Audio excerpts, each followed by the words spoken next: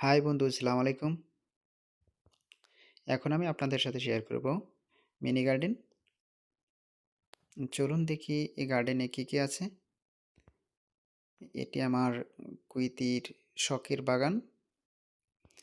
এই বাগানটি তৈরি করতে আমাদের 5 জন লোকের 12 দিন সময় লেগেছে, কারণ এখানকার মাটিতে অনেক কুচি পাথর রয়েছে। এছাড়া আগাছা পরিষ্কার করতে হয়েছে। এখানে তিনি 10,000 ইউরো খরচ করেছেন। দেখি এখানে কি কি আছে, সাথে থাকুন এবং দেখতে থাকুন।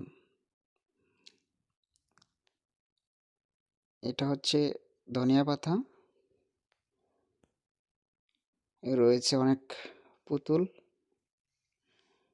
এটা বাগদনুস,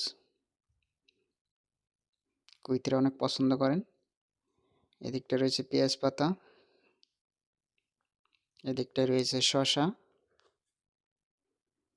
এদিকটায় রয়েছে বেগুন, এদিকটায় রয়েছে মিষ্টি মরিচ, এদিকটায় রয়েছে রং বেরঙের ফুল।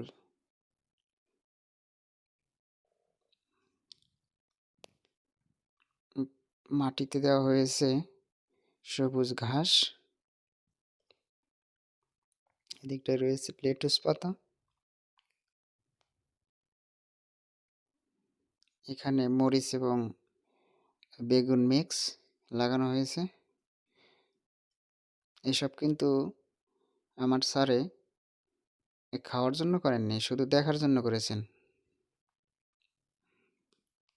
বাংলায় একটা কথা আছে, শখের দাম 80 তোলা।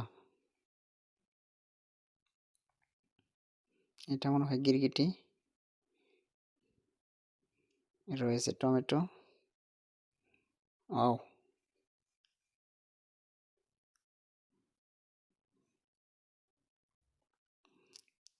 খেলনা দিয়ে ভরপুর। রয়েছে স্ট্রবেরি, রয়েছে সাথে কমলা। এটা কমলা চারা।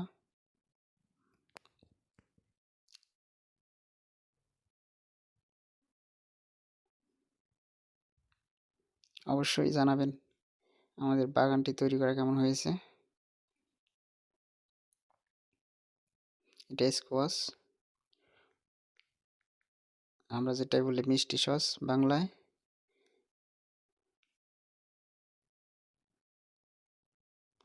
এদিকটায় রয়েছে পুদিনা।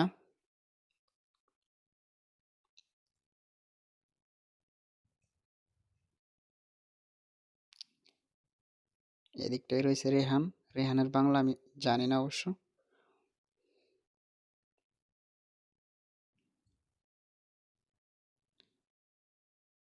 এদিকটায় রোজমেরি। রোজমেরির কিন্তু প্রচণ্ড গ্রান।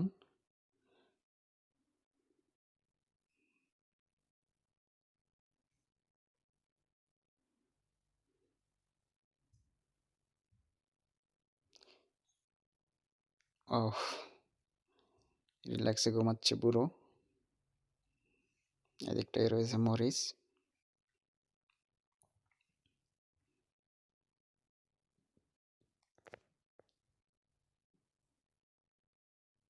চারো সাইডে কিন্তু এরকম ফুল গাছ দেওয়া আছে। একটি করে ফুলের চারা এখানে 10 ফ্রাঞ্চি, 12 ফ্রাঞ্চি এরকম।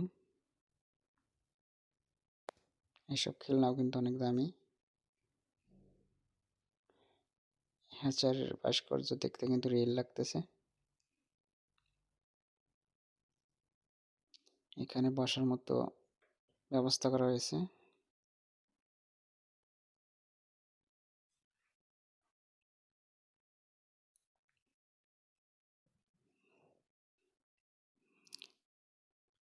এই মিনি গার্ডেনটা কেমন হয়েছে অবশ্যই জানাবেন।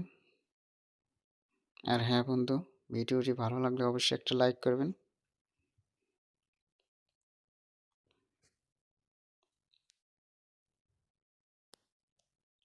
পরবর্তী ভিডিও পাওয়ার জন্য অবশ্যই চ্যানেলটি সাবস্ক্রাইব করবেন। আর হ্যাঁ, আপনি কি দেশের বাহিরে আসতে চান?